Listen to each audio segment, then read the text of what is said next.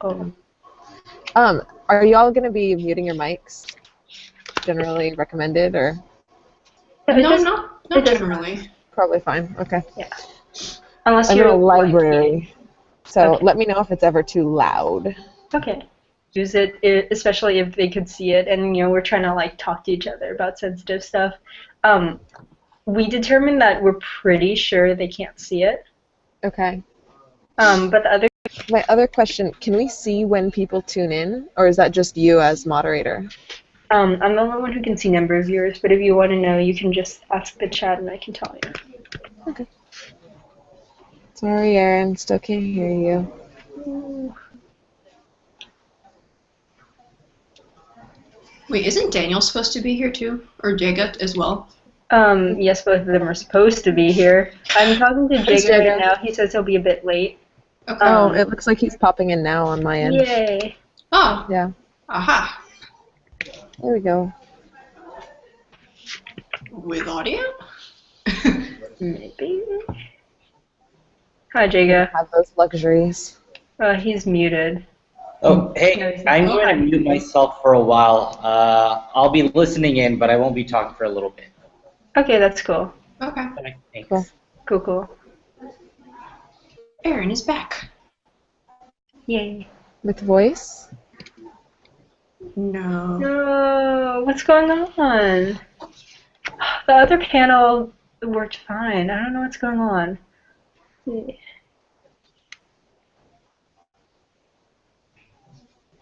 Meet. No.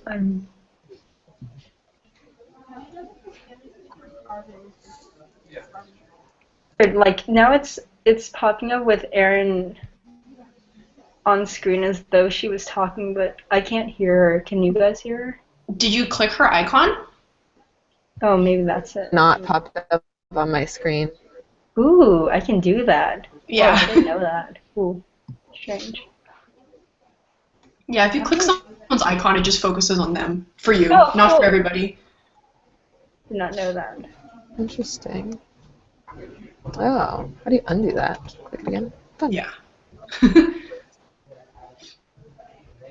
I don't know what's going on with Aaron's audio. It worked fine when Aaron did the other panel.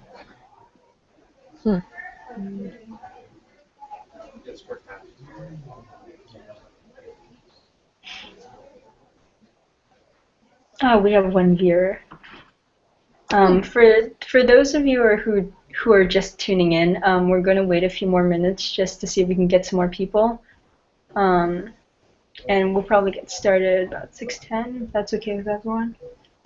Berkeley time. But in the meantime, if you do have questions, feel free to use the Q&A function. Allison, are those ducks on your earphones? Yes, they are. Oh, that's so cool.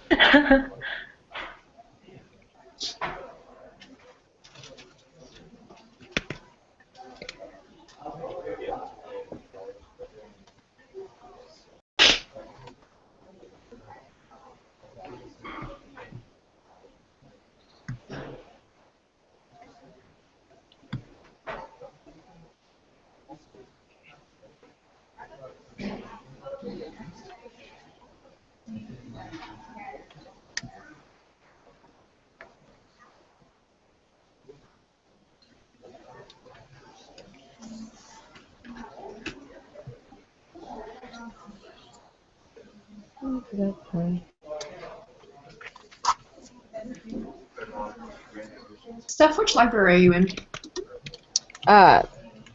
The one in Bechtel whose name I can't pronounce. The engineering one. Yeah. That one. Oh, Kresge. Yeah. Aaron's audio is still not. I don't understand. I see the exasperation mounting.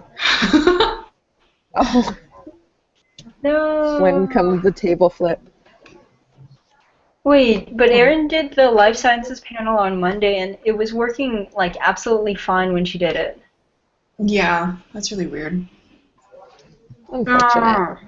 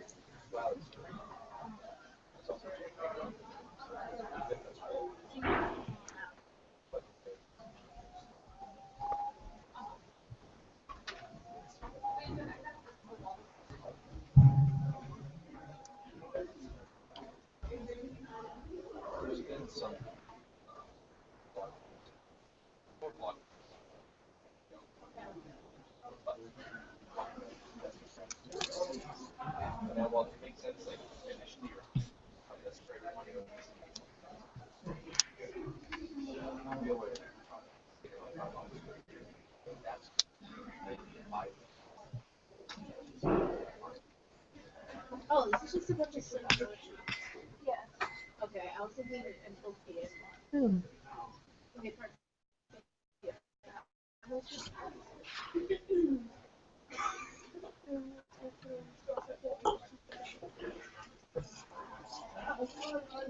Okay.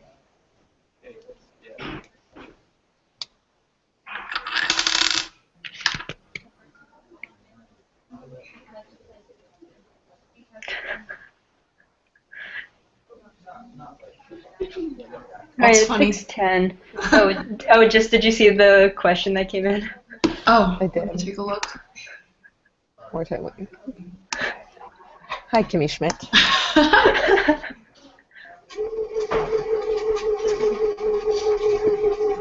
What is that sound? What is the whirring noise I hear? My bad. Oh, it's fine. Alright, it's 6:10. Do you guys want to get started? Yeah. Sure. KK. Cool. Alright, so we're just going to get started with some introductions.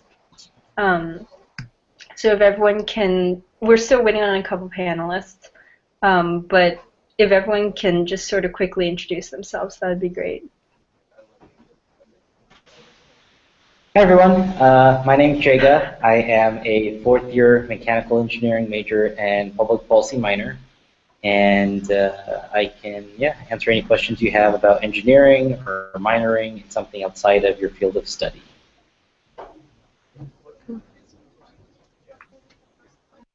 Stephanie? Florence? Yeah. My name is Stephanie Inez. I'm a senior business major, and I can answer any questions about a lot of extracurricular involvement, specifically in RCSA and also in Christian community on campus. I also dabbled in a bunch of other organizations that I joined and quit, if that's interesting to anybody, and also dabbled in different social sciences electives throughout my time at Cal.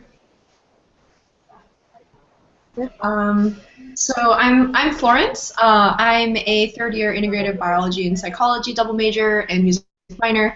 I can answer questions about planning your schedule, about being pre-med, about doing research, both on and off campus, and yeah, anything really. Cool. My name is Allison. I am a third-year energy engineering major, public policy and design minor, and I will be moderating the panel. So I'm RCSA's Chief Information Officer, kind of the one who's been organizing Scholar Connect as well as these panels. I'm a little under the weather today, so might not be saying much, but if you have any specific questions for me, let me know. And by the way, guys, we are still waiting on a couple more panelists. Oh, we lost the question, apparently, whatever. So anyway, let's get started on answering some questions. And again, for everyone tuning in, if you want to ask us a question, please use the Q&A function within this Hangout, and we'll be more than happy to get to that. All righty. So, question from Camille, who asks, how many Regent scholars are there?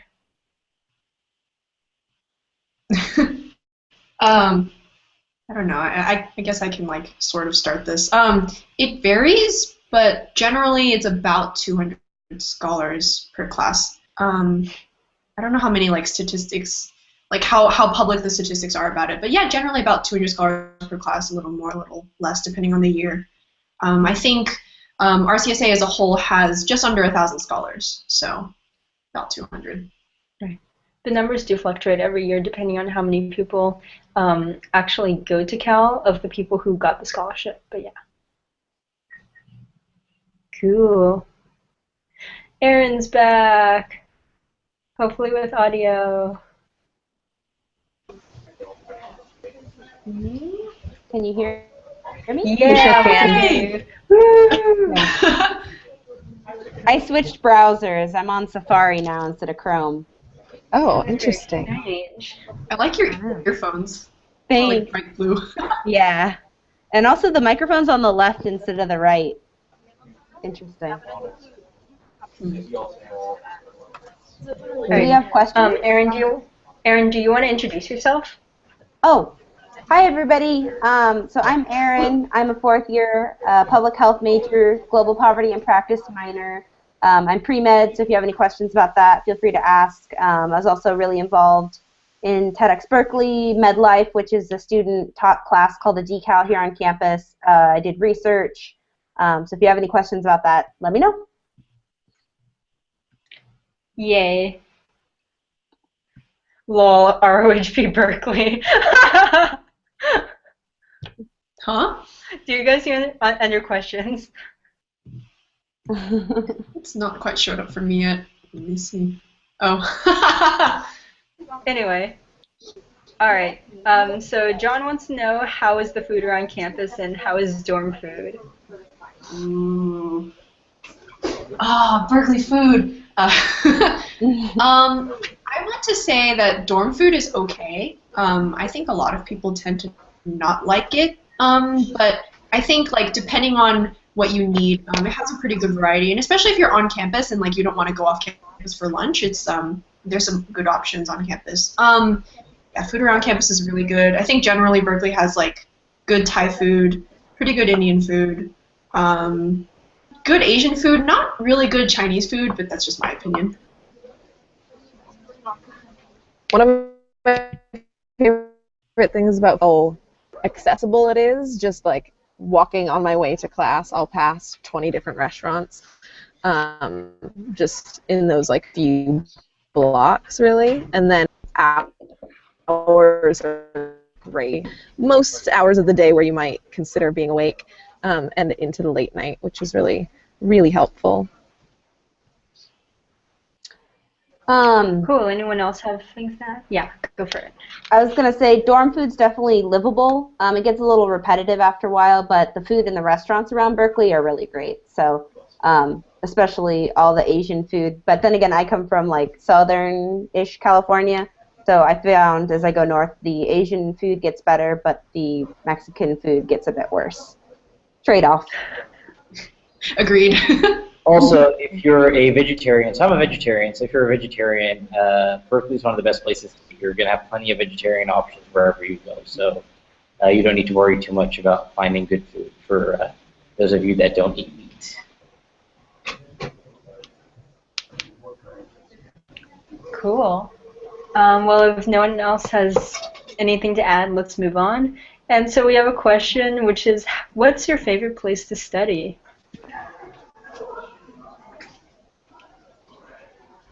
I think Stephanie can show us one of her. Well, I'm actually currently in a library right now. I'm in the engineering library, which is one of my favorites if I ever need to use words and actually talk to people. Daniel's here. Oh, Daniel, you exist! Hello. We're all just answering favorite place to study questions, but it's probably better if you introduce yourself. So you want to take over, Daniel? Oh, okay. Hold on. Let me get rid of this Scootin' Doodle thing. Well, oh, by the way, Daniel, just so you... There we go. Lol. That's really funny. Anyway, by the if you go over to the left side of your screen and click Q&A, that's where you can see questions that will come in. Yeah, I prepped for this. Okay, cool. I prepped for this. Anyway, hi, I'm Daniel. Okay. I don't know Come if on, there's much man. more to say than that.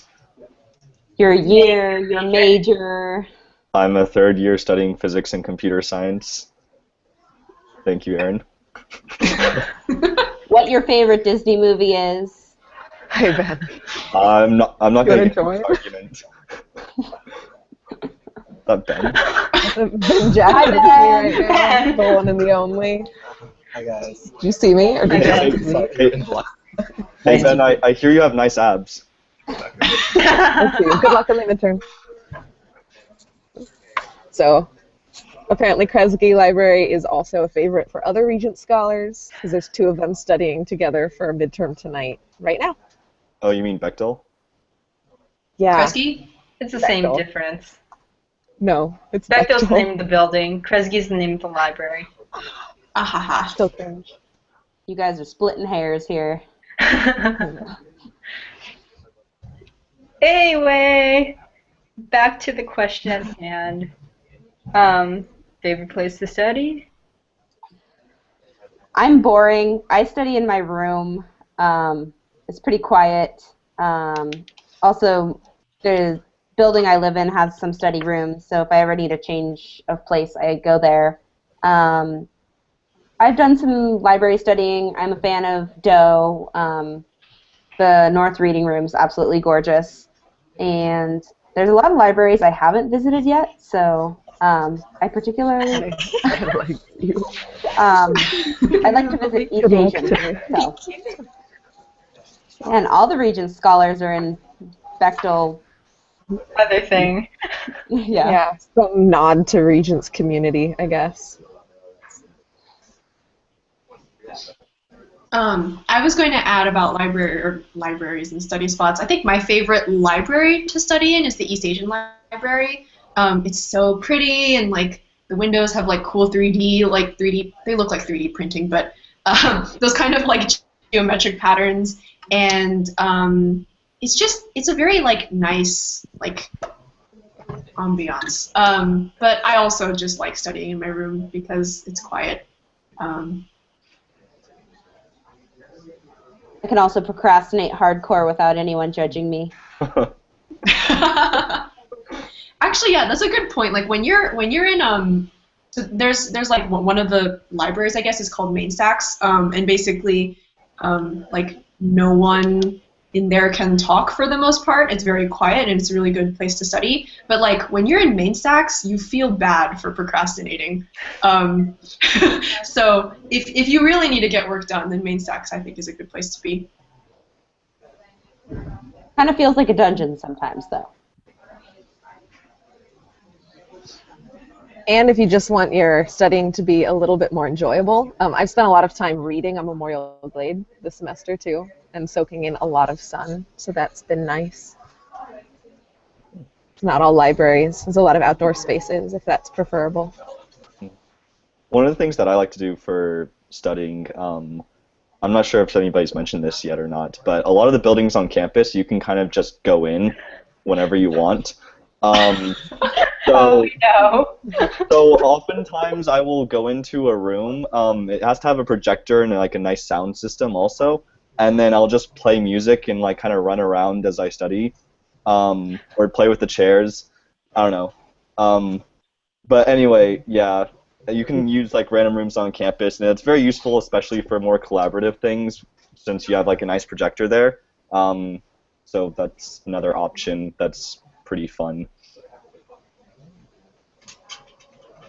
All right, and for those of you who are listening right now, keep in mind that you can ask us questions using the Q&A function within this Hangout, and so we'd love to hear from you. Don't be Ask shy. us anything and everything. AMA. AUA? AMA? No, Well, I mean Ask not- me anything? no, AU not or anything. AUA? I think we should have some restrictions on what they can ask. ask us anything. Yeah. How many people are watching right now? Hmm? Do you know?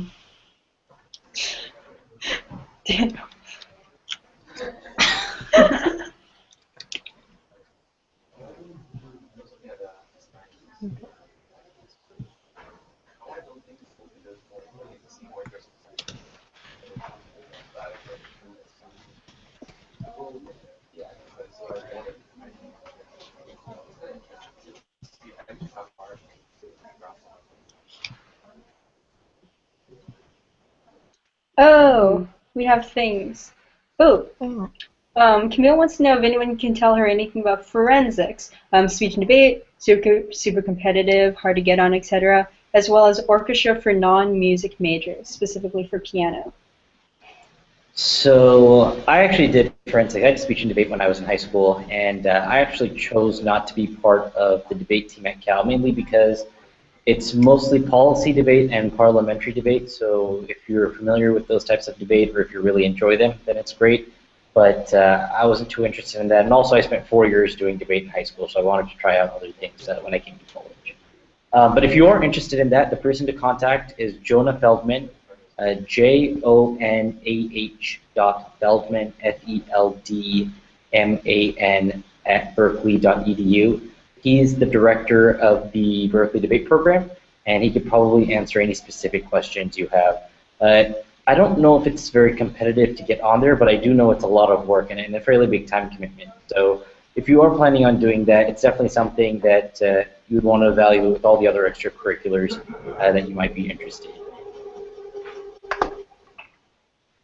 in. For the orchestra for non-music majors, so I'm a music minor, so that's like halfway there. So non-music majors can still participate in all of the performance ensembles that are available on campus, and they can still take basically all of the music classes that are offered. For orchestra in particular, so Berkeley has a symphony orchestra, which is Music 141, I think. And for piano, it's a little harder to get in because the symphony has one pianist, and a lot of people on campus play piano, as I'm sure you probably know. So it's rather more competitive to get to be the pianist for the orchestra. I do know that Berkeley's music program seems to have a lot more support for piano than for like other instruments, as in like there are more specific classes for piano. And I know you can always do like chamber music ensembles and like other smaller groups if you play piano. There's also a noon concert series on Wednesdays at noon, and if you want to perform piano or any of your other instruments, you can sign up to perform in a noon concert. I don't know what the process for that would be, but I think if you Google Berkeley noon concert, it'll probably show up.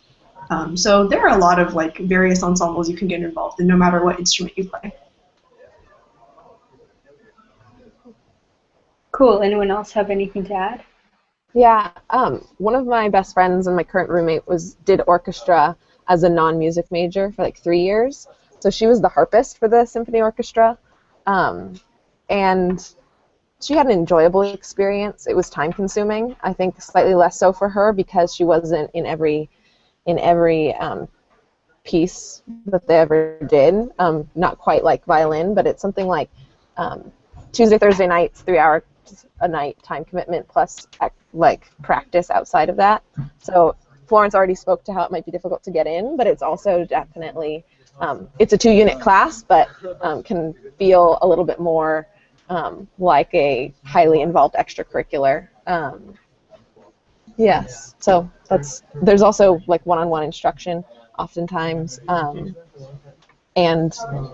a nice grade boost to your GPA often. It's a really nice grade boost. Yeah, it's basically 2 units letter graded, but basically everyone gets an A unless you like don't ever go to rehearsal or something. I personally did percussion, and it's not that bad of a time commitment, at least for percussionists. I know for like especially for winds and strings, it's a lot more of a time commitment. I think piano is pretty similar to harp in that you don't have a piano on every piece. So it may not be as much of a time commitment if you do play piano in the orchestra. In which case, very easy A.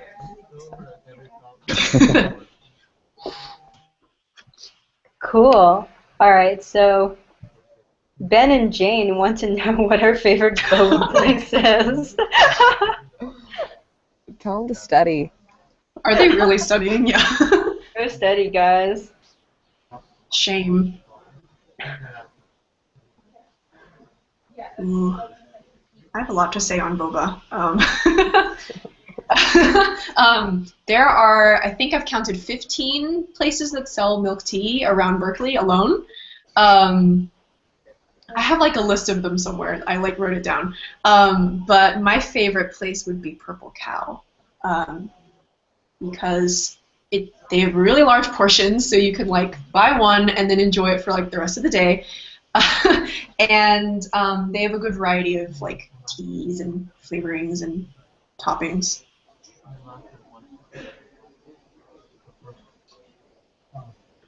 For those of you that don't know what boba is, it's a drink. I came from a place where the population of Asian people was close to zero, so I did not know what boba was when I came here freshman year, and people were like, hey, you want to go get some boba? And I'm like, what's boba? So it's like milk tea. You can get tapioca, kind of like pearls or balls at the bottom. It's actually really good. I'm completely obsessed with Thai iced tea with boba. I get it way more often than I probably should, but you should try it if you don't know what it is. If you do want to know what it is, I also recommend share tea. It's pretty good. It's a little pricier. But Allison has share Classic. tea to show us.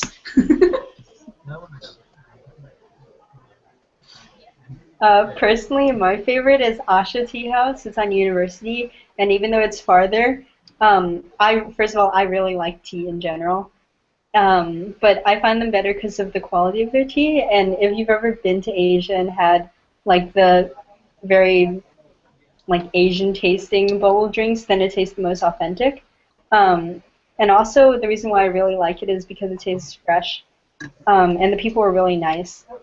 Oh, plus like it's a super good study spot. So it's basically like the equivalent of like a Starbucks or no, not a Starbucks, like one of the artisan coffee places for tea.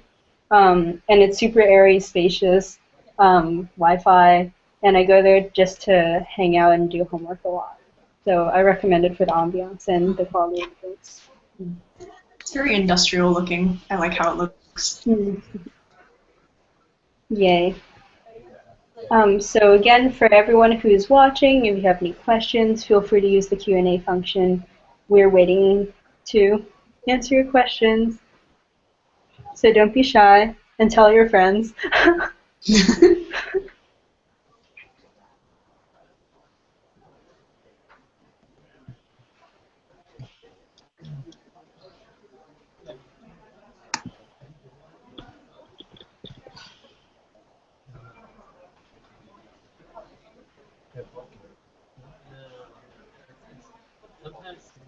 Do we have any like preset questions? Guys, we should play Warlight. No. what's Warlight? What? Warlight is basically like Risk. But better. Yeah, but a little bit better, because you can turn on like fog, so you can't actually see who controls what territories. One time, me, Florence, Daniel, and some other people, we decided to play it over winter break, and that was interesting. It was like 2 a.m. when we finished. We learned some things we wouldn't have known before.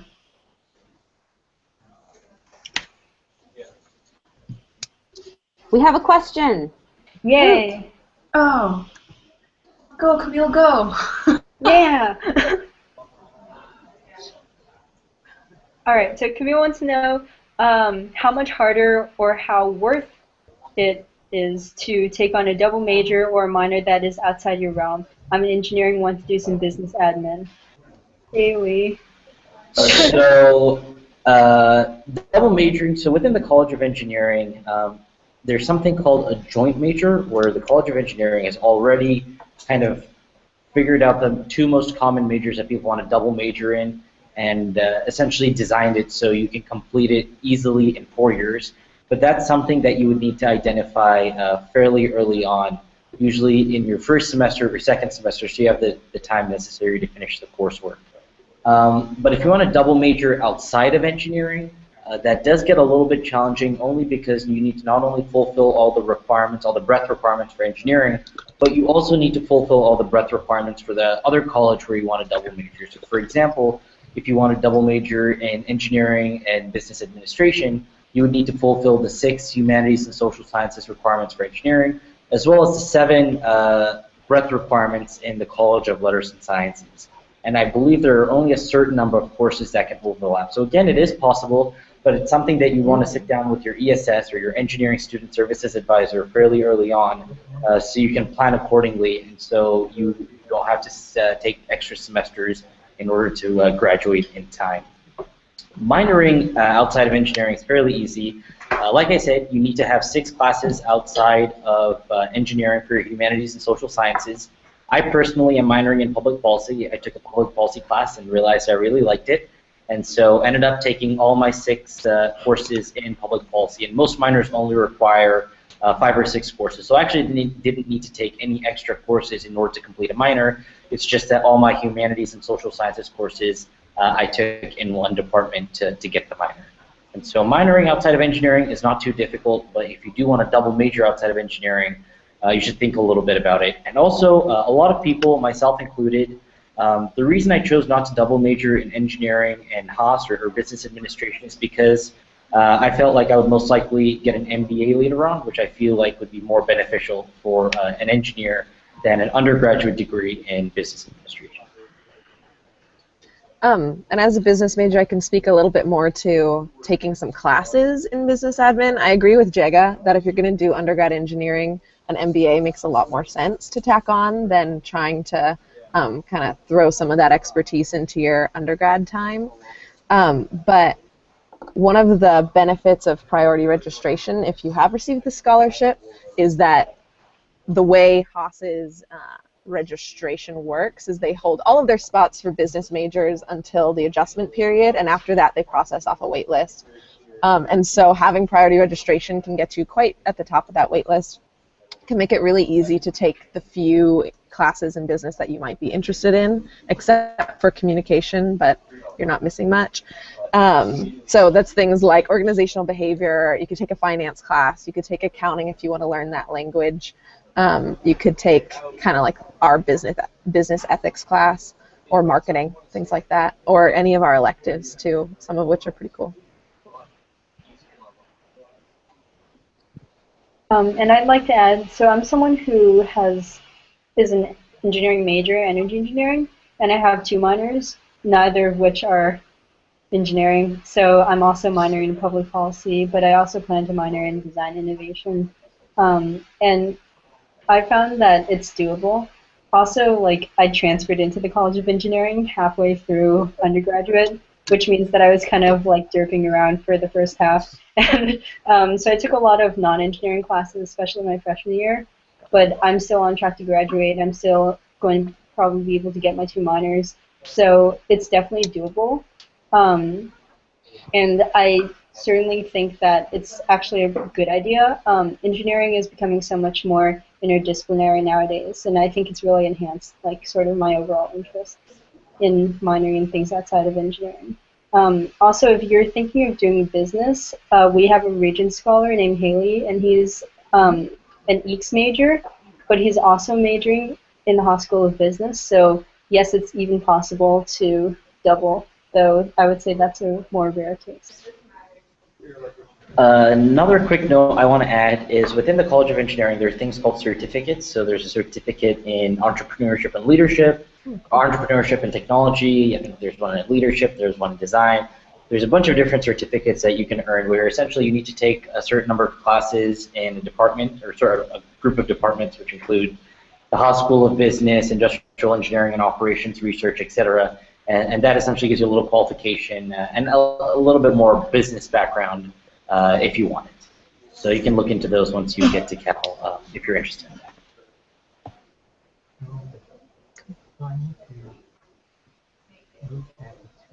Cool. John wants to know, what sort of computer do you guys recommend? This is actually a pretty good question. Laptop or desktop? Do you normally bring laptops to lectures? Also, are there any places that offer discounts for computers for students? Sometimes it's like, let's say I'm here, right? I can make time, right? I mean, Yes, Major, you want to start off? Daniel. Oh, well, it really depends on your needs, which is why I don't want to say anything, because it really just depends on what you need your computer for. But I mean, at least for me, I like a very light laptop that I can bring around with me anywhere, and has a sufficiently long battery life that I don't need to worry about it dying on me, at least too soon. So I have a MacBook Air, and it's so easy to bring around that I bring it with me pretty much everywhere. I do bring it with me to lectures, although I don't use my laptop in lectures because I think that's distracting for me. But like there are a lot of people, especially in CS, who use their laptops in lectures. Not necessarily for productive things, but anyway, yeah. So it really comes down to what you need, in terms of like processing power, what your normal usage patterns are, what you intend to do with it, etc. Yeah, I agree. I think especially for like science and math classes where you need to do a lot of like diagramming or like writing out equations, it might be easier to just have like paper. And like usually for me, I've started bringing my laptop to class because I got the new MacBook Pro, which is much lighter than my old laptop was. So it's much more convenient for me to bring. I do also have a tablet that I usually bring as well, depending on the class. And it depends. I think most people will have laptops here just because it's more convenient. I know some people will have a desktop and then like a small laptop or netbook, but I think those are more rare. For engineering, at least for mechanical engineering and for the other types of engineering, other than EECS where you're going to be running simulations, I don't think it really matters. I have a MacBook Pro, but I also run Windows on my computer, so I can still have all the software that I need for mechanical engineering on my Windows partition, but then I also can use my Mac the way I use a Mac. And so I think it really doesn't matter. It's mostly personal preference. Yeah, and within mechanical engineering, I would say it's about a 50-50 split. A lot of people have Windows computers, and a lot of people have Mac systems, MacBook Pros. Yeah, I agree. I think it just depends on like what your major is, and that tends to influence like what you're going to be using the computer for. I do bring my laptop to lecture, but that's more also of an assurance and like so that I can check my email between classes and stuff. Actually, what I have is I don't have a desktop. I just sort of have my little 11-inch MacBook Air. Though this year I did bring an external monitor, which I found really useful to have in my dorm room, just because when you're like reading a lot of long documents and you're pulling up a lot of windows, it's kind of nice to have a larger screen. But again, it just depends on everyone's needs. Does anyone know if there are any places that offer discounts on computers or any sort of services? So Apple does offer a discount if you have some sort of student identification. And I think the student store also offers that discount if you buy your computer through Berkeley, but I'm not quite sure how big that discount is. Yeah, for MacBooks, it's if you have a student email address. So for us, it'd be like a berkeley.edu email address. You get $100 off the MacBook, and I think for iMacs it's like $200, and for tablets it's like $50 or something like that.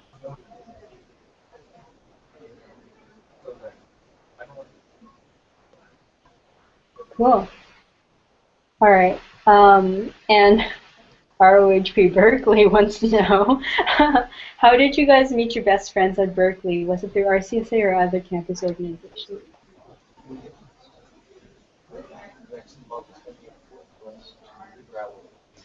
I met my best friend at Berkeley on day 2 of Welcome Week. We were at an event together checking out Campus Crusade for Christ, and then we ended up just going to a bunch of different like Christian organizations and churches together, realized we had a lot in common, and then intentionally chose to commit to one community together. So that was a lot of that, but over time, most of my best friends, like the good ones, and especially the ones that I've like lived with, have been through orgs that I committed to fairly early on. And then a lot of my networks have come from them too. So good friends of theirs or roommates of theirs, things like that. That's my take.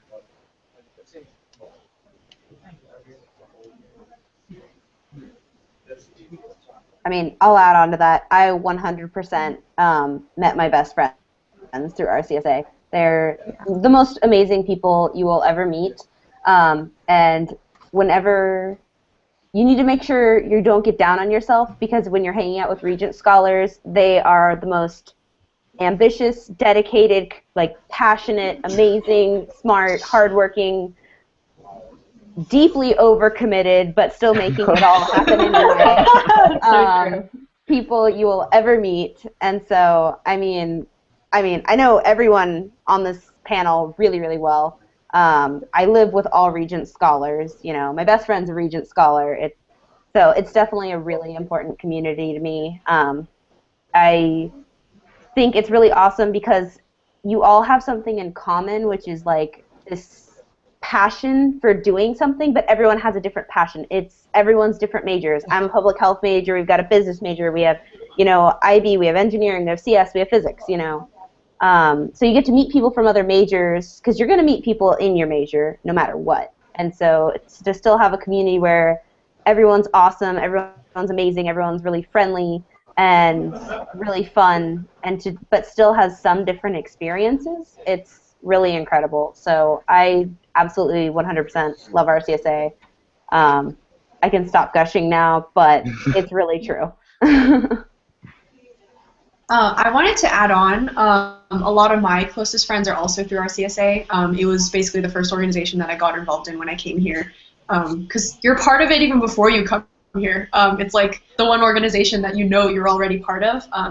And also, like my freshman year on my floor, a lot of the people on my floor were Regents scholars, and so we became really good friends there, and we all went to events together. And I do encourage you to make friends with the people on your floor, because especially freshman year, because you'll be living with them all of your first year. Especially if they're similar majors or fields, you'll end up having a lot of the same classes together. And you can just go to classes together and then study together and all that kind of stuff. Yeah, and speaking of RCSA, I actually have to go now because I'm going to Telebears Advising, which is an event put on by RCSA by our academic committee. And that's one of the, like, just one of the, like, many different kinds of events we do. We help people like you guys, like incoming freshmen, freshmen and freshmen and sophomores, and you know, even upperclassmen who need to figure out what they want to take next semester or need help on like what kinds of classes are interesting.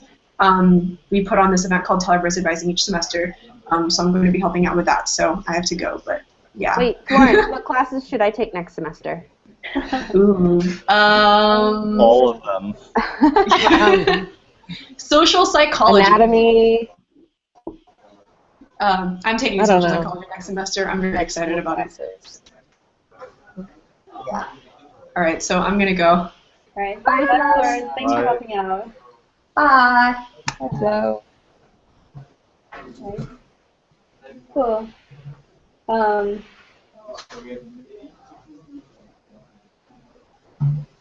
Well, no problem, ROHB Berkeley. We're happy to answer your questions. All right. So Camille wants to know what makes you love Berkeley, what makes it better than any other school. I'm sure you all got into other awesome schools, so why Cal? Great question.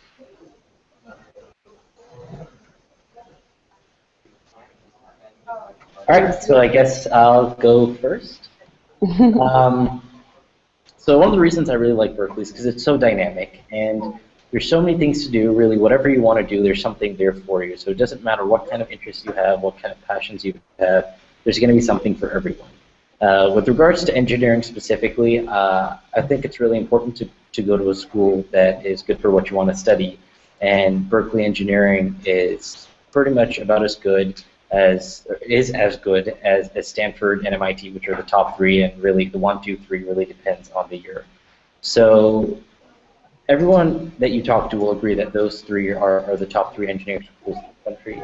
And if you really look at it, you're going to get a great education at half the price, and you get all the benefits of the Regents scholarship. You get the faculty mentor, you get $1,000 to do research, you get priority registration, you get guaranteed housing for 4 years, and they really do their best. The housing department really does their best to get you your top preferences. And so if you do get the scholarship, I mean, not only is Berkeley Engineering great and you're getting it at half the price, but you also get all the benefits of the scholarship. So That's why I picked Berkeley over some of the other schools. But even if you don't get the scholarship, I mean, I think a lot of people who got into the private schools, including the private engineering schools, came to Cal and have decided to go to the private schools for graduate school, where you're getting fellowships to fund your graduate studies, or you're getting a company to sponsor your graduate studies. So I quite frankly don't think it's worth the money, because you hear all these rumors about the large class sizes and it's impossible to get classes. If you look at the student to faculty ratio at Cal, it's just about the same as it is at every other university. It's about 1:70. So in that respect, I think Cal does really give you the best bang for your buck, aside from all the other reasons why Cal's a great school. I can give a little bit more, I don't know, emotional side of why I love Cal. So it was a hard choice. I was really deciding between here and UCLA. That was the big choice for me. And I had been dreaming about UCLA for a while, ever since I visited it. I loved it. So I really liked the atmosphere here at Cal. Everyone is so passionate. Everyone is so incredibly motivated here. And it's an excellent institution. Your degree means a lot because you will work here, I promise. Everyone here works hard because Berkeley doesn't give you anything. You have to earn everything that you get here. So, I mean, don't tell my boyfriend that I said this, but he goes to Stanford, and there's total grade inflation. Just going to throw that out there. So, you have to work hard here. And when you accomplish something here, you feel so proud. I mean, my first semester here, I got a reality check. I got humbled quite a bit academically, and then I recovered. I learned how to study. I, shaped up, and I've become a much more mature, stronger student, person. I mean, the people here have made me grow. I've learned how to not only be a student, but how to be an adult, how to be a professional.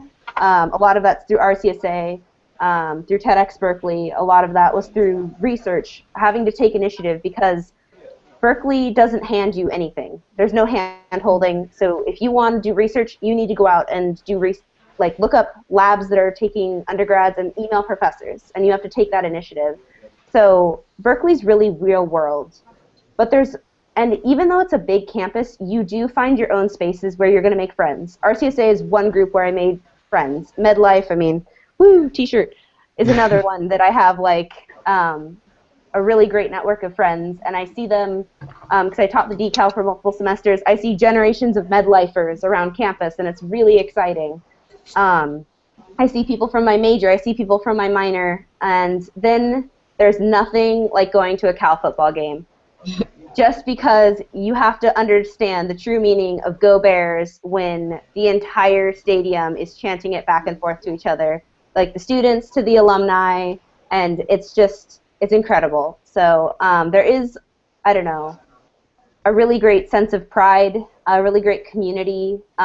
It's customizable. You can make it yours, and Berkeley's a little quirky. I know I'm a little weird sometimes, but there is a place for you no matter how quirky or, normal you are here. So. I'd love to chime in, too, as somebody who is thinking Berkeley or UCLA for a while. And for me, I totally agree with the one of the things that really appealed to me about Berkeley was actually the fact that I often walk past homeless individuals on the way to class.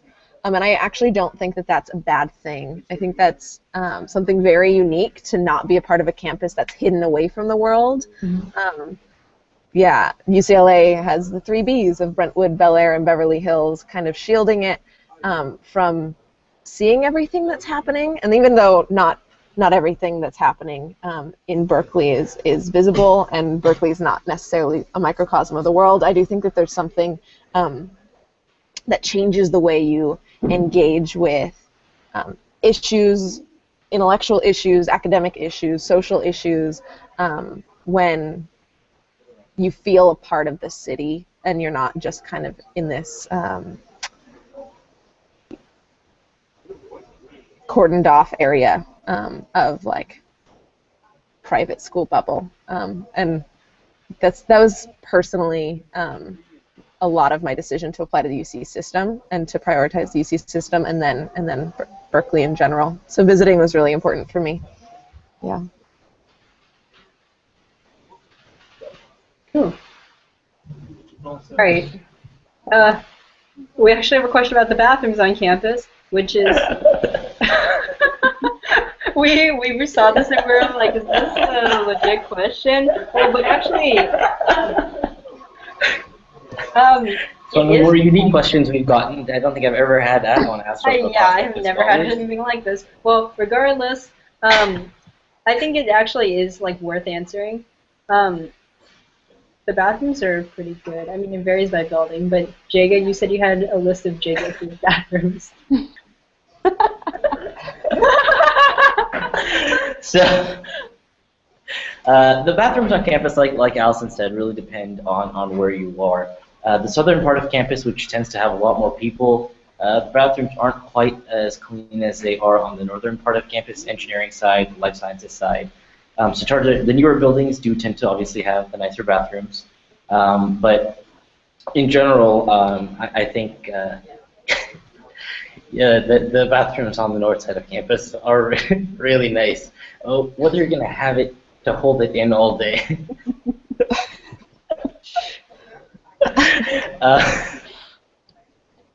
I think you'll find a clean restroom for your use on campus that's within your range. I think we'll leave it at that.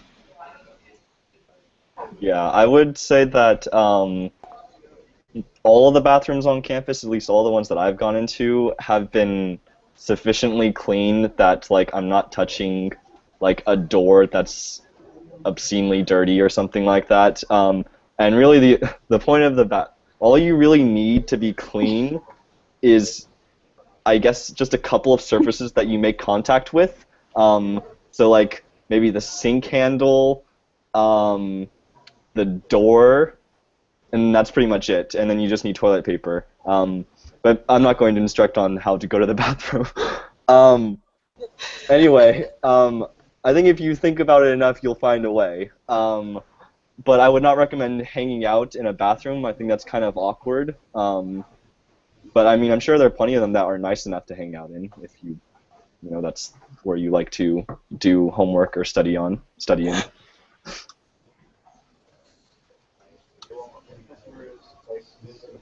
On the follow-up question, I think that most of the toilet paper I've encountered on campus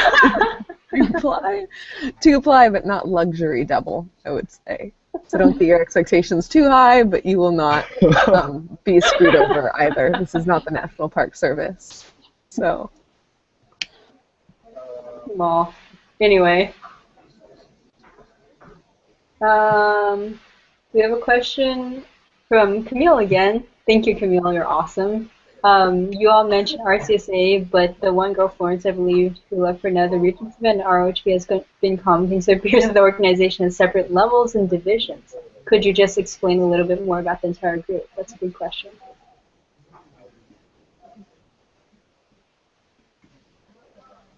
Shall I take it? Go for it. Sure. So RCSA, honestly, the best way to find out more about RCSA is to just go to rcsa.berkeley.edu. The website, thanks Daniel, is pretty beautiful, and you can see really the divides of like what sort of leaders make up the team. So we have a leadership team at RCSA that's pretty expansive. It's a larger organization, not just by numbers, but also by opportunities.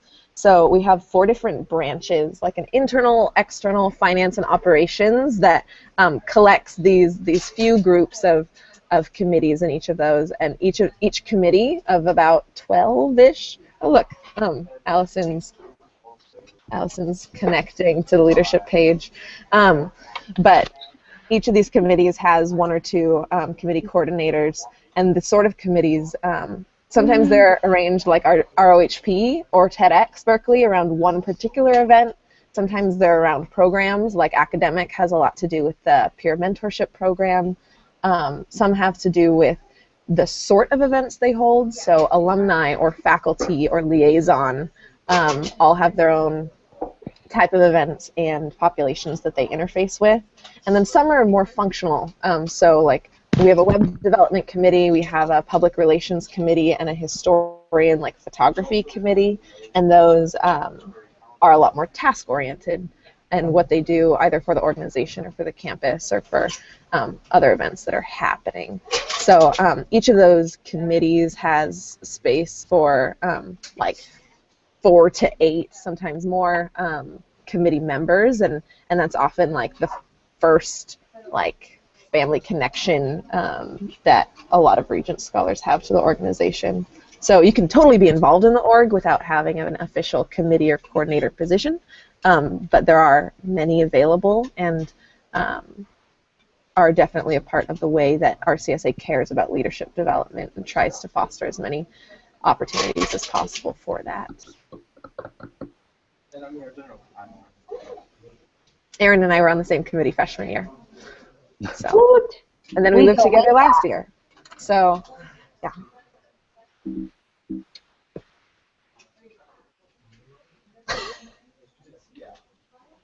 Cool.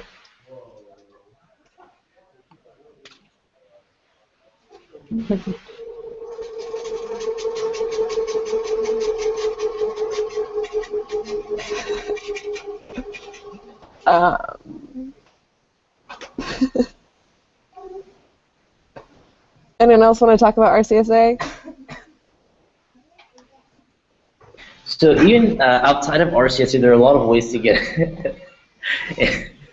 Excuse me.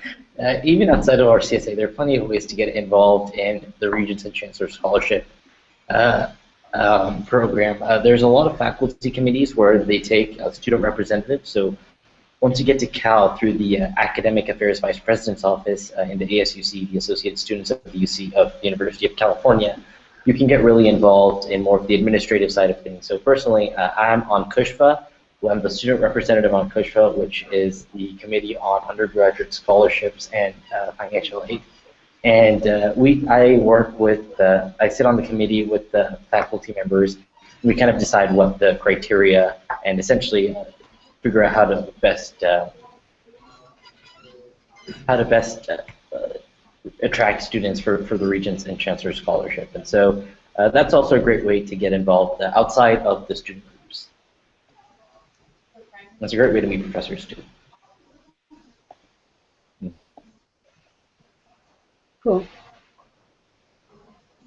All right, we have a troll question, I think, but or at least a very unusual question, but whatever. These are fun to answer, so cool. Daniel, you want to talk about the Tinder game, Berkeley? Yes. So I volunteered to answer this question because I have some experience with Tinder in Berkeley.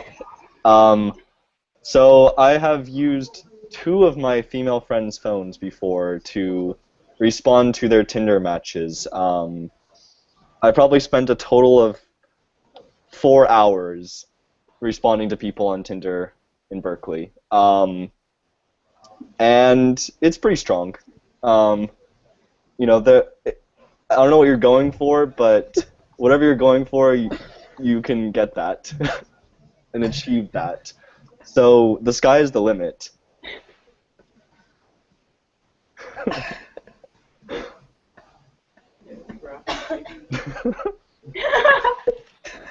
Thank you, Dina Suarez.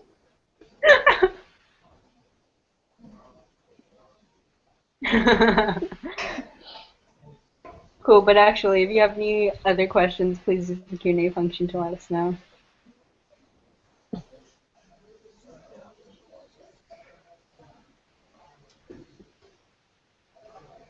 Yeah.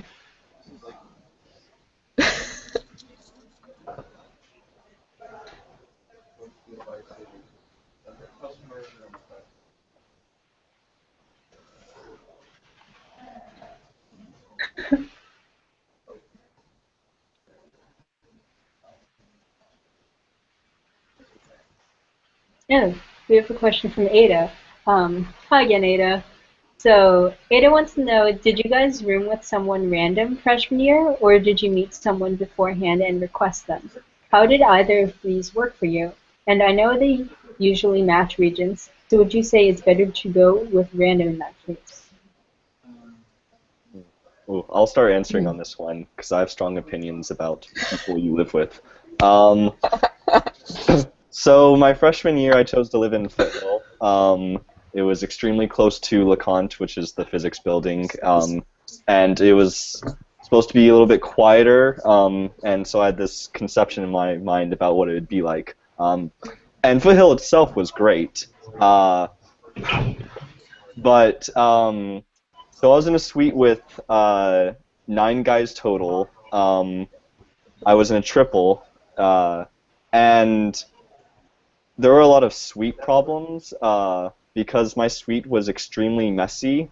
I guess this isn't really applicable. That part is not applicable for most people. So I'm going to stick with roommate. So I had 2 roommates. One of them kind of did his own thing and just went out and partied and came back at random times. But like we had a good relationship with him.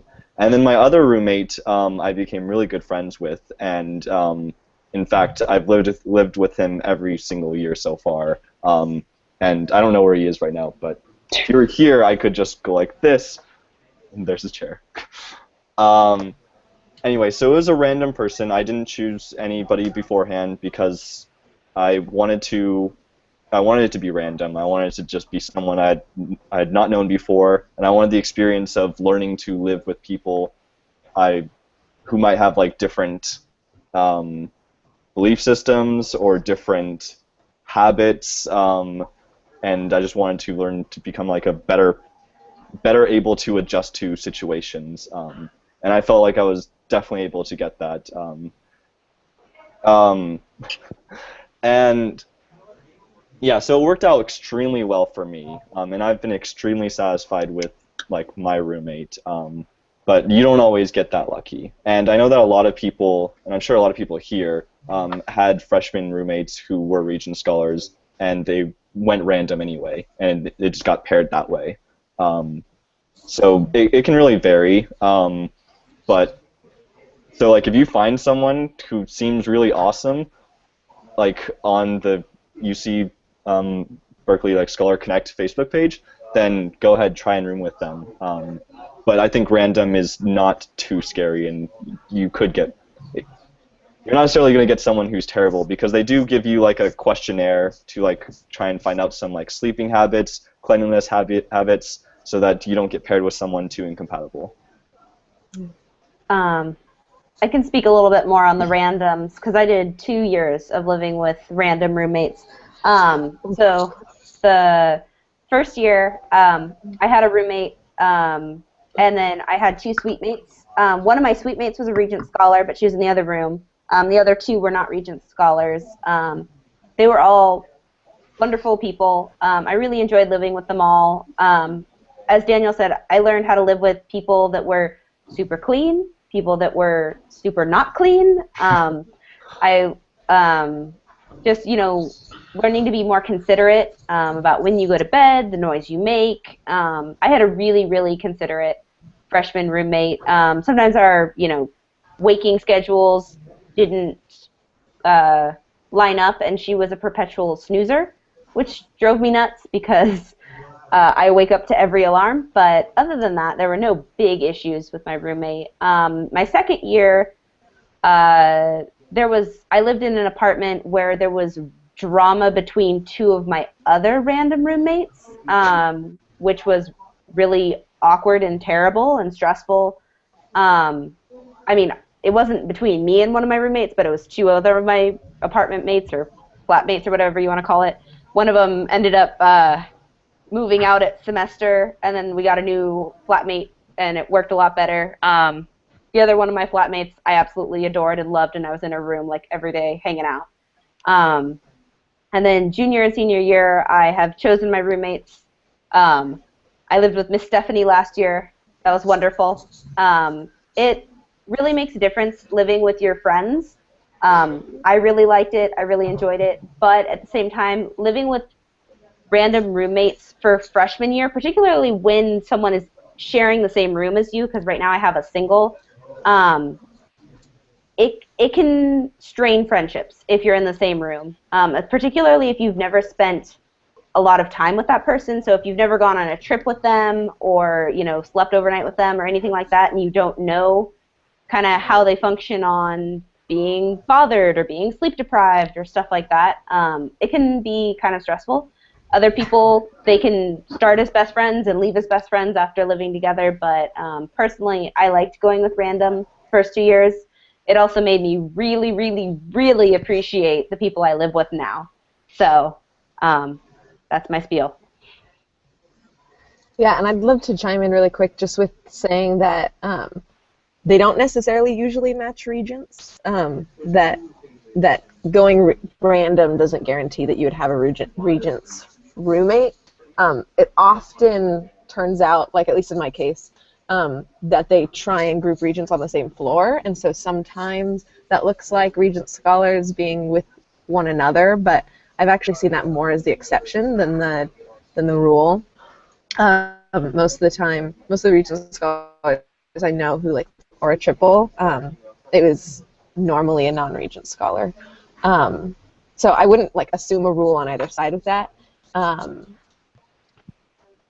I agree with the fact that living with people is just hard in college when you're trying to figure things out about like what your own habits are, and you're sleep deprived and you have study habits that are just getting formed, and you're away from home, and many people did not share rooms for much of their childhood. So just anticipate that. It's great for communication if you can communicate. And there are resident assistants that are like very, very well aware of these issues and will do what they can to help you through it. I was an RA, so I can answer more questions about dorm life. But if that's something you want to work through with a friend, and you would prefer to do it with somebody who you've opted to live with, I think that can be really great relationship building conflict, or it can totally crush everything if you don't do the conflict well. And if you know that having a random roommate, you would never say anything about conflict, and that would be hard for you, those are things to gauge on your end. But it's probably more of a personality thing than anything, and expectations management. Bless you. Oh, I'm glad that the screen switched so we got to see that. I'm glad I don't have an awkward sneeze. That's true. Yeah. Aw, and Dina says she'd swipe right for you guys. Thanks. Oh, wow. No problem. Yeah, that's love right there. Yeah. The power of Scholar Connect. Maybe we can add a swipe right feature on Scholar Connect. Wait! Hey, Daniel, for next year's website, can we do that? And then instead of a contact now button, like on the mobile version, you can swipe right. Oh, my. Oh, thanks.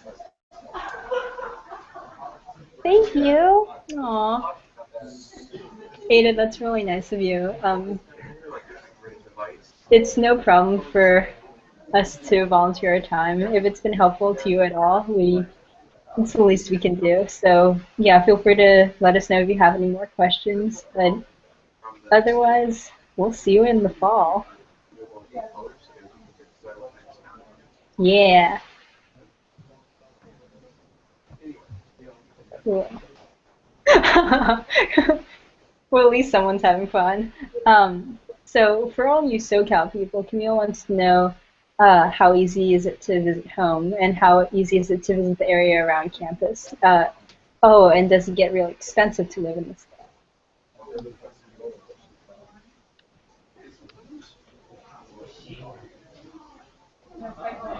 So You're from SoCal? I'm not from SoCal. I'm from Central Coast. So San Luis Obispo area. It's kind of that awkward space in between where it's a little ridiculous to fly. But driving by, driving isn't bad. I personally don't have a car up here at Berkeley, so I Amtrak a lot, which is about 5 hours. Kind of ugly. But I think it's pretty easy to get home. There's an Amtrak station in Berkeley. BART goes to both Oakland and SFO to do, cheap Southwest flights, especially if they release the academic calendar really far in advance, so you can know when your finals are, when spring break is, and you can buy those flights really, far in advance. And if you do a quick Southwest flight out of Oakland, you can BART right there. It's really easy. I've flown out of both Oakland and SFO. It's really easy to get there by BART. It's really nice. It's pretty inexpensive. Amtrak's also really inexpensive. In terms of getting around Berkeley, there's a ton more public transportation. So BART just makes your life so much easier if you want to go to San Francisco. I even get all the way down to Stanford via BART and Caltrain, and I don't have a car, and it's really easy and accessible. There's bus systems, so you actually get it's called a class pass, and you get this free bus pass that is included in your student fees, so you get to ride the bus all the time, whenever you want, for free with your student ID. It's also really nice if you're, coming back from anywhere late at night and you don't want to walk by yourself. You can do that. You can take the bus. In terms of expensive, it depends on what you're looking for. The dorms are really expensive, but they're also a really important experience your first year. I really highly, highly, highly recommend living in the dorms. I know it's expensive. I know it's a little, what's it called? Crowded, but it's a really good experience. Then after that, you basically can either choose to continue living in student housing. So you can live in the dorms, you can basically live in an apartment by yourself. There's everything from really, really cheap, but probably a little bit sketchier to live in, and there's really, really expensive, really nice apartments. And it also depends on whether you're whether you're willing to have 2 roommates, 1 roommate, no roommate. And so that's really what it depends on. Whether or not you need a parking spot, stuff like that, but things to consider.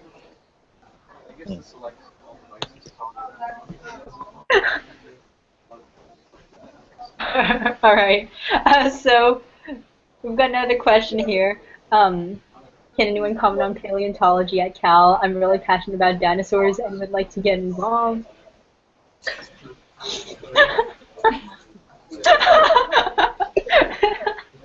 I visited a friend's classroom in VLSB yesterday and saw a series of animal bones. I don't think any in particular were dinosaur bones, but one walk through VLSB should have you more or less enthused about the dinosaurs available for study. In the Valley Life Sciences building in VLSB, actually in the main atrium, there is a big dinosaur skeleton. What do you call those things? The big dinosaur skeleton that's in VLSB. The fossils, that's right. There are a lot of. Oh my god. You can tell we're not paleontology majors. There's a lot of dinosaur fossils in VLSB. And there's supposedly dinosaur fossils in Campanile as well. So yes, there are. There are dinosaur fossils in the Campanile, but as far there you go. So as far as paleontology goes, Dina, I think that would be your best bet. But unfortunately, I do not know very much about it. Yeah, and if you want, I'm not sure how much you're allowed to actually touch those. But if you want to get your hands on some big dinosaur bones, I would just stick to Tinder. Oh man. Still on the serious note, there are actually quite a few professors that do archaeological digs. So So especially if you take any anthropology classes, there's summer programs. I have a friend who actually went to Istanbul and did an archaeological dig with an anthropology professor here on campus. So if that's something you're interested in, there are definitely researchers that are doing that, going on digs. You could potentially go on them. You need to apply for those programs, but there's also that.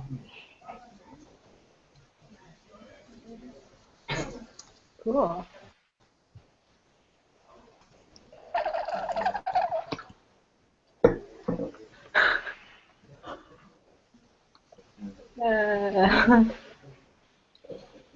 Well, I think we can safely say that the questions we've gotten today have been far more unique compared to the questions we've gotten in the past. But please do feel free to ask us any questions in the 40 minutes that we have. Yeah, this is entertaining for us. Analyze citations well. Hi, Cookie. Look at Jacob jet setting. Like just. What? Nothing. I heard my name. You sure about that? Really?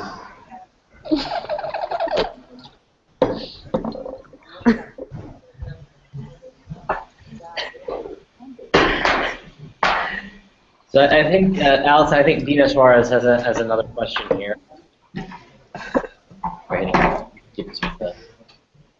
Oh, I have an answer for this. I'll be right back.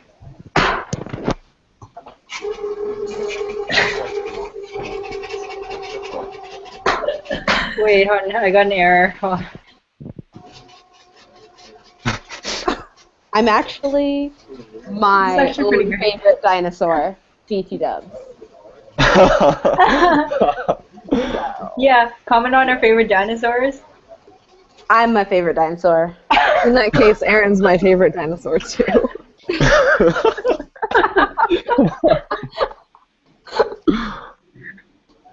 Wait, I totally forgot. off topic, but wait, did you guys see the article they posted in Nature for April Fool's Day? No. No, what was it? It's not Was that the one dinosaurs, but Ben posted? huh? Yeah, it's not Is that dinosaurs, the one but Ben it is posted about dragons. dragons? Yeah. I appreciated the Newt Scamander reference. Oh, same.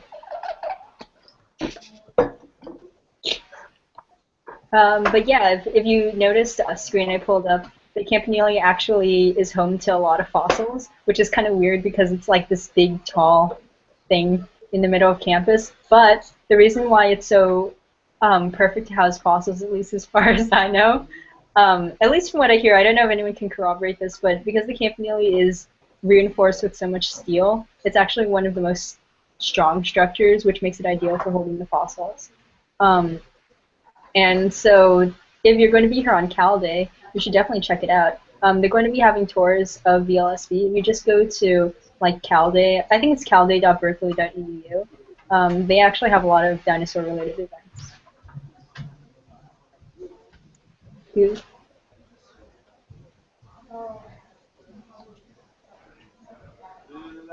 Did anyone mention Darwin Day yet? Ooh, no, tell us about that. I think so. It's on Darwin's birthday every year, and actually VLSB brings out more special fossils on Darwin Day. It's like, I don't know if they're just dinosaur fossils. I think it's a bunch of fossils, different animals throughout time, and so they like bring them up from the, I guess, safe storage units and like display them out and have like kind of a celebration and happy birthday Darwin. My Bio 1B professor was like stoked on life when it was happening. And actually Randy Sheckman, he was like, oh, I got to make sure I can like go to Darwin Day. And like, yeah, no, it's I've had professors that are like, oh, is that going to conflict with Darwin Day? I can go to Darwin Day. These are things that have never been mentioned in the Haas School of Business. Yeah, I know. But this is the sort of thing you also get to learn from random Regent Scholar friends. Yeah, this panel is educational for us too. There is.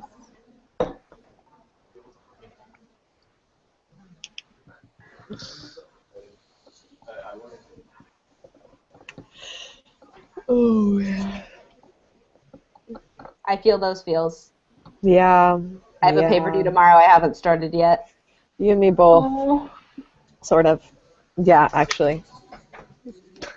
Do you guys want to log off then? Like, it's totally fine. I'm. I love this. I have a This is CS great. project that I need to go work on. Yeah, Go, right, Daniel. Project Daniel. group. But I don't know. I'm kind of looking forward to more of these Yeah, me too. questions. I like this person. Like, Darwin is one of the realest OGs in the area. Yeah. Yeah, He he's already talks like a Cal student. Or she. We don't know. Yeah. True.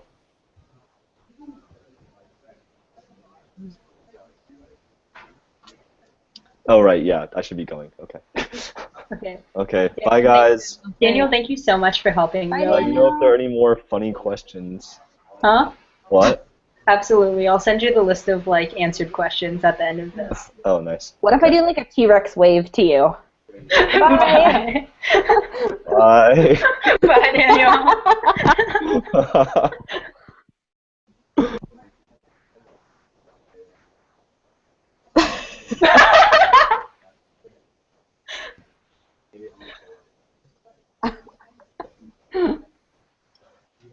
This is so great. You know, if Daniel doesn't have a Tinder yet, we need to make one for him. Yeah, we do. I'm pretty sure he doesn't, but we can make one for him. Oh, goodness. Cal traditions. Yay! As a former member of the UC Rally Committee, there's kind of a ton. We got the Big C, so there's a Big C hike that you can go to that is just that steep, bonding upwards trek with a great view, and there are a lot of student orgs that like paint the sea some color or another as a Cal tradition. Football games are laced with Cal tradition. A lot of the cheers go back many, many generations. We have the big bonfire rally before our Stanford big game in football. That's also laced with tradition, including like the Stanford Axe Trophy and that whole legend. Yeah, I don't know. I'm a fan of Cal traditions. We've got some long-standing like a cappella groups, like the Men's Octet. That's really stellar, and free speech movement's pretty cool to learn about. I just watched the documentary Berkeley in the 60s, which if radical ideology doesn't scare you too much, I totally suggest watching before coming here, or it'll just mean a lot more to you after you've traversed campus left and right. But yeah, that's some of my take. Other people? I don't walk on the seals. Yeah, that's also Yeah. So there's a bunch of seals on the ground around campus. The rumor is you're not supposed to step on them or you're going to fail. Otherwise, you have to run to, there's a statue right near the campanile that is the ball that the cannon points to, and you have to kiss it. So I've never needed to do that, but I don't know. It just feels respectful to not step on the seal. I haven't heard of anyone dying yet because they stepped on the seal, but this is just a fun one. Actually, I gotta say that I don't know if this is true, but I heard the reason why you don't step on the seals is out of respect for the veterans, but also that's what the seals commemorate, but also so that it doesn't degrade or wear off the metal. Mm-hmm. But yeah, I don't know. I also really love Big Game Week when Cal gets really spirited, everything's decked out in blue and gold, and it's just super pretty. Doe Library and Wheeler Hall just The get lights lit. at night. Yeah, and I love that Rallycom always does like a surprise symbol like displayed on the campanile every night. Like they shine a light in a certain shape. So we've had like the Batman thing, we've had Game of Thrones, we've had a Pokeball, just as kind of like a fun thing. Mm-hmm. Yeah, I also really like all of the, if you kind of look up like Cal Stanford pranks, you get a lot of really good ones. My personal favorite is, so Stanford also has a tower, Hoover Tower, but ours is bigger. And Size isn't everything, Allison. but with the, so Cal one time like went over to Stanford and put bear paws going all the way up the tower. And the president of Stanford got really mad, and he was like, "Those bear paws must come down." And so then the next day, you had like the Cal people went there in the middle of the night, and the next day the bear paws were like coming down the other side of the tower.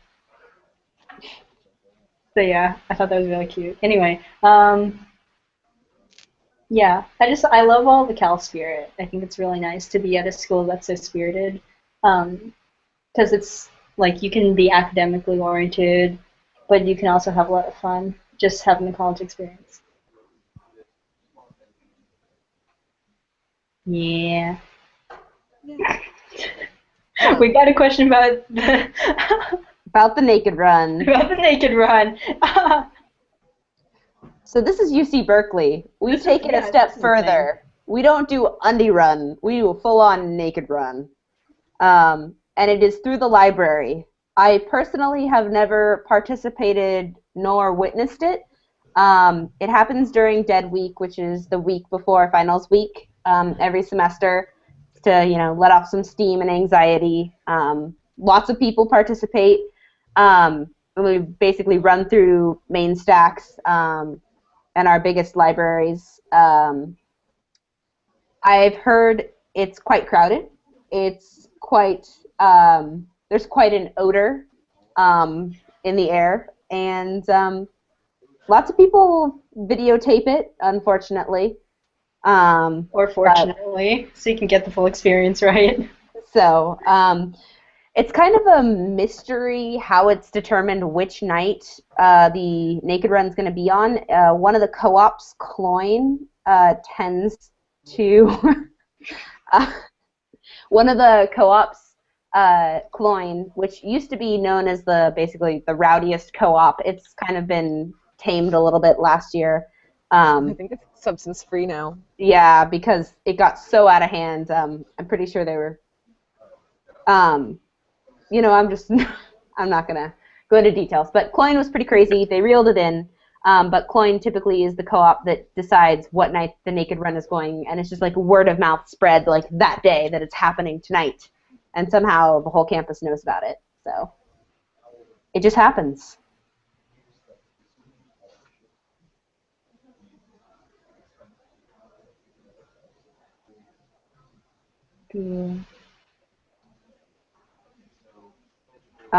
And as for making it a marathon, the Naked Run I think is a pretty short sprint, but if you want to turn it into a marathon, we're all for free expression here. Jaga. Oh my god. Nice pair of shoes if you're going to do that is my big suggestion. No need to screw up your knees forever.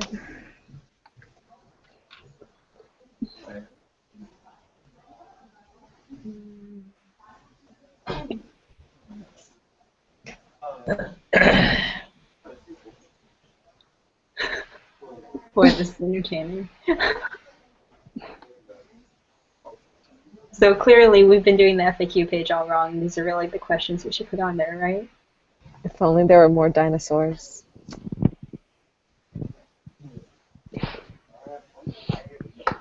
Well, we may be gaining a dinosaur next year. Hopefully. I'm dubious.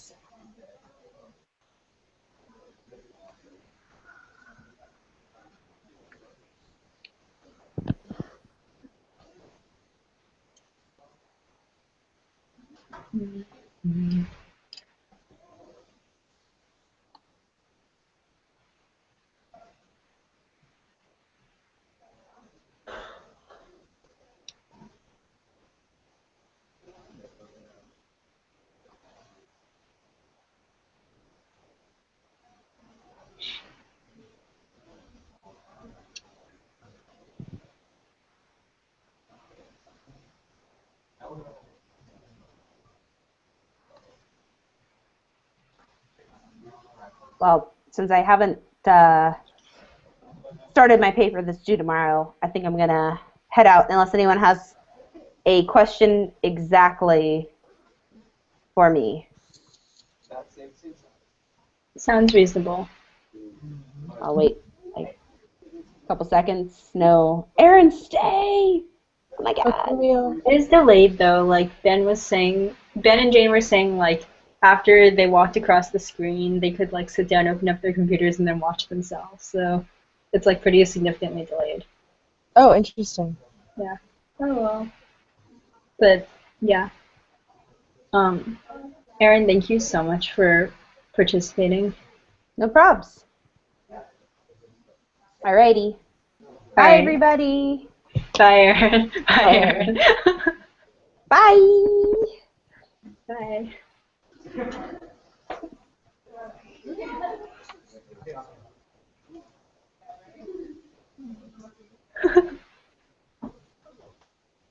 Alright. Camille, do you have any more specific questions while you're on here? Let's take care of this. Yeah. Well, we're glad you're going to be coming here in the fall. We're glad we could give you dinosaur and bathroom advice too. By the way, we love your name. And yeah, it was definitely a lot of fun hearing your questions. Camille, there are currently about 5 people, but that's probably because of like dinner time and people being busy with stuff. Like attendance has really varied over the panels, but what can we do?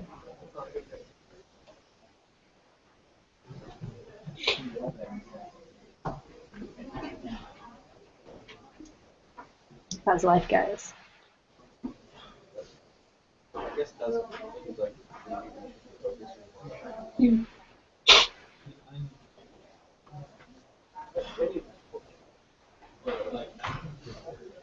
Feel free to use the Q&A function to ask us questions. Entirely.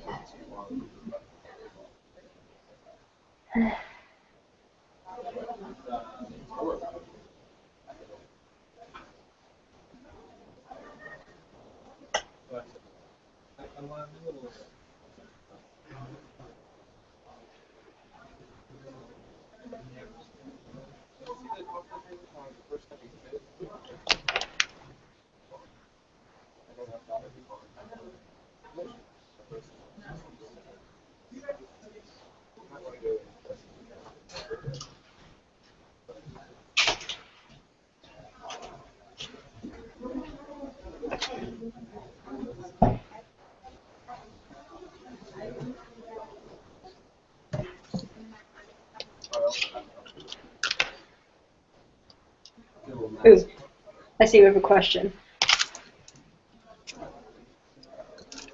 Advice for first year and what do you wish someone had told you when you started at Cal?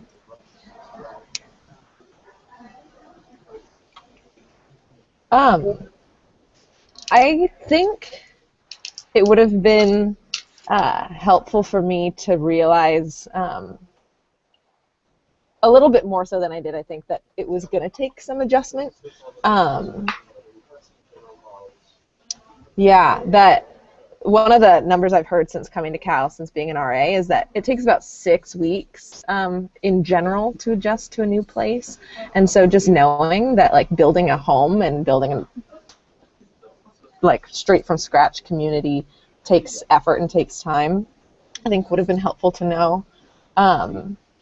Specifically, I think that time is a little bit longer in a school as big as Berkeley, with people as involved as Berkeley, because people kind of know where they want to settle and scatter to the winds, at least from what I've seen. And so getting some really consistent interactions takes a little bit more time than, say, if you're at a small private school where, like, so I dated a boy at a small private school, and he was, like, best friends with everybody on his floor in his, like, science honors program within, like, 2 weeks, and he's still good friends with all of them. Took me a little longer for that, but my social network was just as robust, if not more so, by the end of my freshman year, and has continued to grow.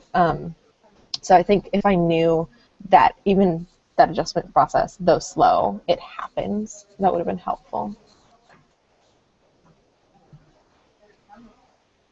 Also, at least for me personally, in the College of Engineering, the workload that you're going to see and the rigor is far more than what you would have seen in high school.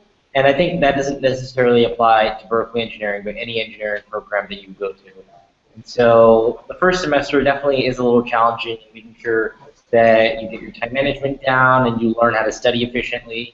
And in that respect, I really recommend people who are studying engineering, at least, or even anyone in general, that your first semester take the minimum course load so you have time to transition in to Cal and experience all of what Cal has to offer. So your second semester, you can take a full course load. By that time, you're already aware of kind of the workload and the rigor at Berkeley, and you can kind of figure out which groups and student groups that you want to stick with. So that's what I did, and I think it worked out well. Yeah, I'd like to say, well, for me, because I came in undeclared letters in science, it's the most general thing possible. I had no idea what I was doing. I had to do a lot. I was at an advantage, I think, because I came from a large public high school that was fairly academically rigorous, so that prepared me really well. At the same time, because I was changing majors, and because I don't come from a family of scientists or engineers, but I wanted to pursue that, it meant that I had to make a lot of my own independent connections. So I would say that probably one of the most important things is don't be afraid to reach out and ask questions. The real trick to Cal, if I had to sum up like that one piece of advice, would be ask questions and don't be afraid, because people are very nice. People want to help you. And I have met so many people where I've thanked them for like helping me, and they say, "Oh, why are you thanking me? I'm just doing the same thing for you that other people have done for me before." There's a real sort of paid-forward culture here, I think. At least that's been my experience. So, yeah, reach out to the faculty, reach out to your faculty mentor, reach out to your friends in RCSA, and in the greater Berkeley community. I would also say a great way to get involved besides RCSA is to go to Calapalooza. It's the big club showcase, so that's an awesome way to see the diversity of opportunities here. Yay.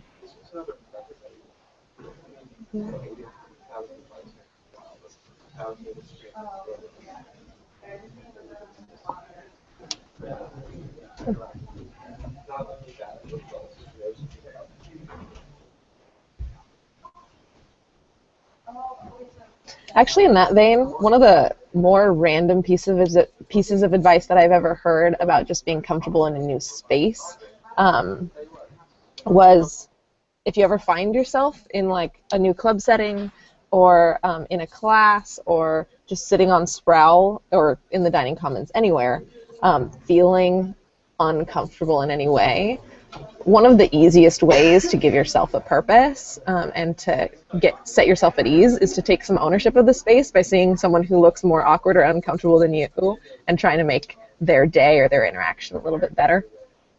So I've made a lot of friends that way, and even just self-perpetuated icebreakers in making myself more comfortable in those spaces. So, fun piece of advice that you can take or leave. That's a great piece of advice. Camila would also like to know our thoughts on sororities or frats. Well, I don't think any of us here, unfortunately, for that question, are in a sorority or a frat. I think about 12, maybe between like 12 and 15% of the student population are in sororities or fraternities. But other than that, gosh, I don't know if you guys have more information. Yeah, I can speak to that a little bit. Steph, did you want to go first, though? Sure. Yeah, so there are two main categories of sororities and frats. There's like professional fraternities, which use a lot of the same concepts of membership and rushing but have very specific aims like pre-business or I think there might be a pre-med frat. Yeah, kind of these broad professional swaths. Yeah, there's a pre-law one, and there is an engineering frat too, I believe. Okay, engineering frat. Yeah, so those all look a little bit different. We also have just the classic social fraternities and sororities, like the Panhellenic Greek system. At Berkeley, I think it doesn't always look like exactly what you would expect because, first off, everybody got into Berkeley. Very few people come to Berkeley just looking to party, and so where fraternity scenes can look like pretty Animal Housey on a lot of college campuses, I think ours tends to be pretty balanced. A lot of people join for just social desires as well as like leadership opportunities as well as philanthropic opportunities, and even especially on the sorority side, it can be pretty cost effective if you live in the house. It's oftentimes cheaper, but mostly just a sense of belonging. There's cool alumni connections sometimes, and yeah, I have my own thoughts about socially, like what they do to the campus scene and to the national scene. I think we've seen like different thought on either scandals and pros and cons about the institutions themselves, but at Berkeley I think it's mostly good and very, very little overwhelming bad that you see maybe on the national stage. I don't think hazing's very prominent. Yeah, I definitely, I want to add on to that. So there are like Regent scholars who are part of sororities or fraternities, and actually like a good number of the people on leadership are as well.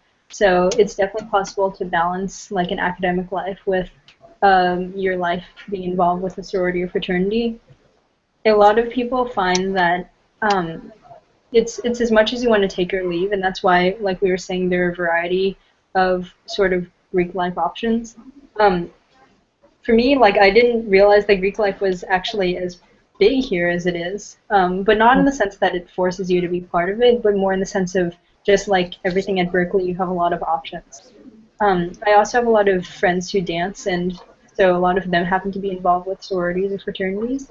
I think overall it's a really positive experience, and I will say it's really cool also to see how some friends I know are combining like their academic interests with their service to their sorority. Like I think Deborah Yip is a great example. She's our social coordinator for RCSA. So as a Regents scholar, she's also the health worker for her sorority. And because she's pre-med and interested in rural medicine and interested in sort of community work, she's decided to channel that by being the health worker and giving health tips to all her sorority sisters. So I think that's just a really cool way that people find like opportunities to make something unique out of their different passions.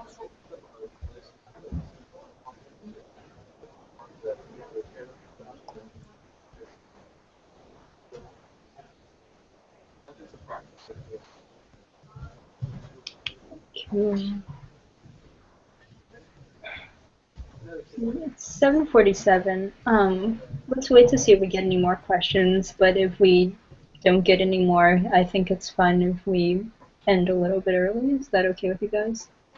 Yeah. Sounds good to me. Mm-hmm. Right. How are you guys? Doing great. Plenty of work to do, unfortunately. Mm-hmm. A lot of work to do, unfortunately. Yeah, pretty similar.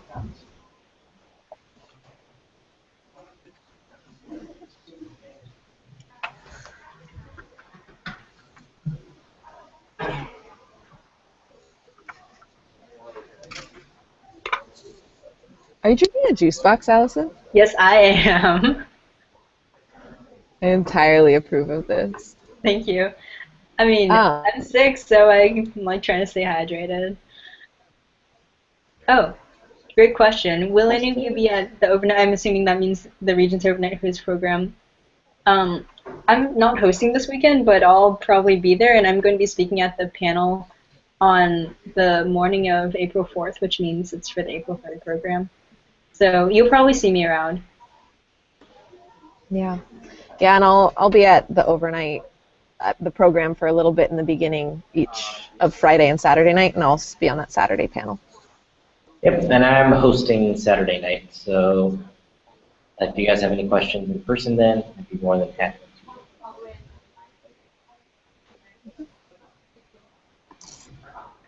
I mean, I think a lot of us actually just kind of enjoy hanging out with other Regent scholars, and we show up because we like doing it, so you'll probably see us just sort of there and chatting and chilling with other people.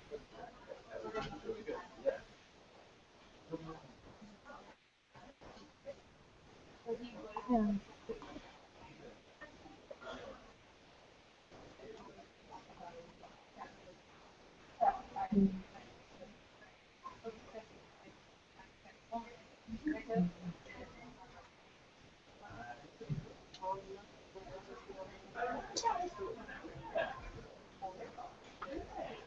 Allison, have you seen Berkeley in the 60s?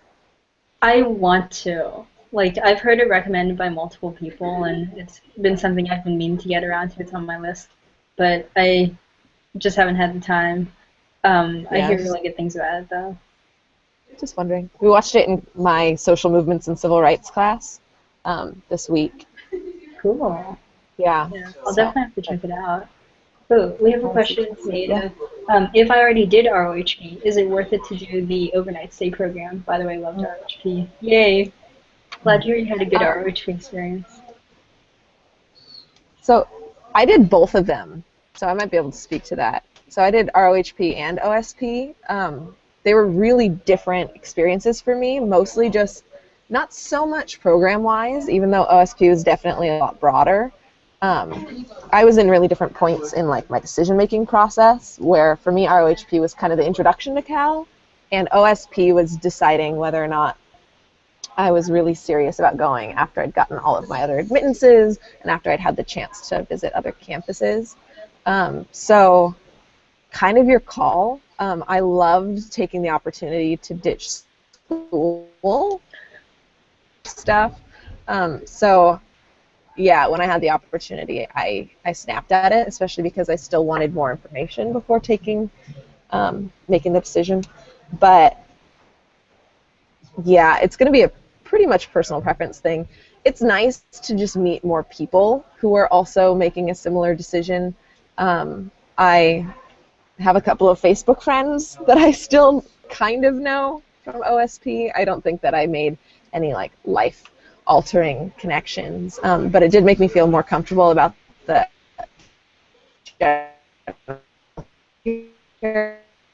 Berkeley. OSP is still a slightly biased selection pool because it's applicants to the Leadership Award, but in general, I think it's helpful to see non-Regent scholars that work on campus and what that life is like. So I'd probably like hesitantly suggest it and very much punt and throw the ball in your court. So. Jacob, do you have any thoughts? I would say I think you guys pretty much covered it both. I actually did not do either ROHP or OSP, but I have hosted for both.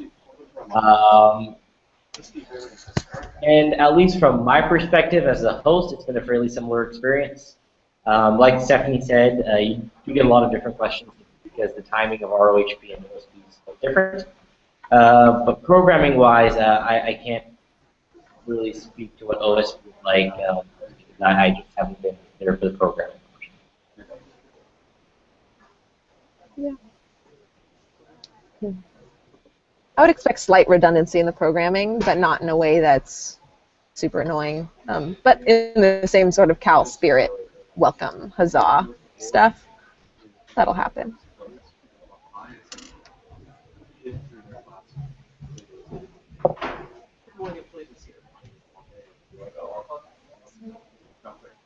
Yeah.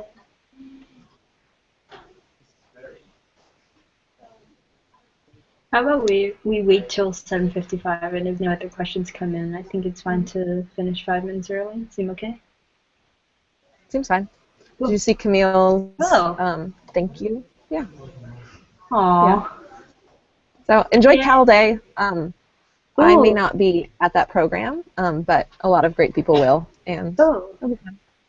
Yeah, actually, I will be hosting on the night of April 17th, so I'll see you there. Um, and yeah, Cal Day should be awesome. If you want to come up and say hi in real life, I would love to meet you. Um, yeah, cool beans.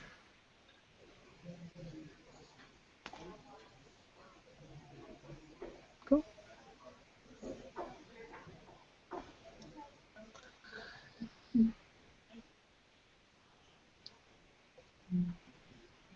Okay. And no problem, Ada. Again, it's our pleasure too. So whatever we can do to help out. Yeah. Also, we're all on the Scholar Connect website thing. Actually, maybe Jagat. Yes. Jaga, I No. know. I kept like Jagat. asking you a man, and you were like, "Oh, I'm sorry, I'm in Hawaii." You asked me at very inopportune times, but no, if you guys want to contact me, Alice and Stephanie both have my email, so bug them and they'll forward on my email.